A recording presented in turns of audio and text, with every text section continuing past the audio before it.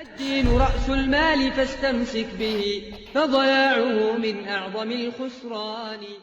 بسم الله والحمد لله والصلاة والسلام على رسول الله وعلى آله وأصحابه أجمعين وبعد. Çështja e niyetit, siç tham në takimet paraprake, është çështje të jetë madhështore që çdo musliman duhet t'i kushtojë vëmendje të madhe në jetën e tij, në adhurimet e tij, në jetën e tij të përditshme. Dhe padyshim që prej vendeve, rrethanave ku muslimani dhe muslimania duhet t'i kushtojnë vëmendje çështjes së niyetit është edhe gjatë lutjes së Allahut subhanahu wa taala. E marrim si shembull lutjen duan e kunutit. Për shembull ti kur e lexon duan e kunutit, kur me të i drejtohesh Allahu subhanahu wa taala, thu fillimisht Allahumma hdina fi man hadayt. O Allah na udhëzo, sikur që i ke udhëzu edhe të tjerët para nesh. Pra ne po kërkojmë prej Allahu subhanahu wa taala dy lloje të udhëzimit, udhëzimin e dijes dhe udhëzimin e veprimit. Siç thot Allahu në surën Al-Fatiha, ihdina as-sirata al-mustaqim, o Allah, na mëson se si të lutemi, o Allah na udhëzon në rrugën e drejtë. Dhe ky udhëzim i përfshin të dy llojet të udhëzimit, udhëzimin që ka të bëjë me aspektin teorik, pra dijes, dhe aspektin praktik, veprimit. Pra ai i cili e lexon këtë ajet apo lutje që kanë të bëjnë me udhëzimin, duhet të sjellë ndërmend këto dy kuptime madhështore.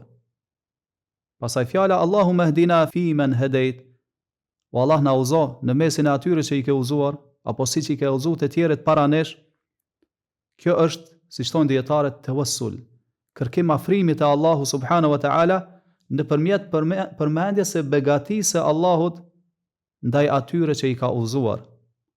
Do thotë që edhe ne Allahu subhanahu wa taala të na udhëzoj dhe të na jap begati drejt udhëzimit ashtu siç i ka udhëzuar të tjerët para nesh. Me fjalë tjera ti po kërkon prej Allahu subhanahu wa taala udhëzim. Dhe padyshim që kjo është si rezultat i mëshirës së Allahut subhanahu wa taala, si rezultat i urtësisë së tij. Dhe është mirësi që Allahu subhanahu wa taala u ka jep të tjerëve para nesh. Pastaj kur themi wa afina fi man afait, o Allah, na jep mirëqenie, ashtu siç u ka jep mirëqenie atë të tjerëve para nesh. Na jep shëndet, mirëqenie, çfarë do thotë kjo? O Allah, na jep shëndet dhe na ruaj nga smundjet e zemrës dhe smundjet e trupit. Andaj vëlla musliman, motër muslimane, sillni ndërmend këto kuptime madhështore kur je duke e lut Allahun subhanahu wa taala. Pra kërkon prej Allahut subhanahu wa taala që të ruaj nga të gjitha llojet e smundjeve. Qofshin smundje trupore, qofshin smundje të zemrës. Dhe padyshim që ky lloj i dytë është më i rrezikshëm. Smundjet e zemrës janë më të rrezikshme se sa smundjet fizike, smundjet trupore. Për këtë arsye pejgamberi sallallahu alaihi wasallam lutej dhe thoshte Allahumma la taj'al musibatana fi dinina. O Allah, mos lejo që sprova jon të jetë në fen ton. Smundjet trupore janë të njohura, secili i di ato, mirë po smundjet e zemrës ku e kanë burimin, ku kthehen? Kthehen tek dy gjëra kryesore. E para janë smundjet e epsheve. Smundjet e epsheve të cilat burojnë nga tekat, nga dëshira, nga egoja e njerit, nga pasionet e tij. Dhe e dyta janë smundjet e dyshimeve. Dhe këto burojnë nga ignoranca, nga padia e njerëzve që e ka rreth fesë e Allahut subhanahu wa taala. Pra lloji i parë ishin smundjet e epsheve, të cilat burojnë nga dëshirat, tekat dhe pasionet e njeriut. Dhe kjo është si rezultat kur njeriu e di të vërtetën, mirë po nuk e dëshiron atë. Pse?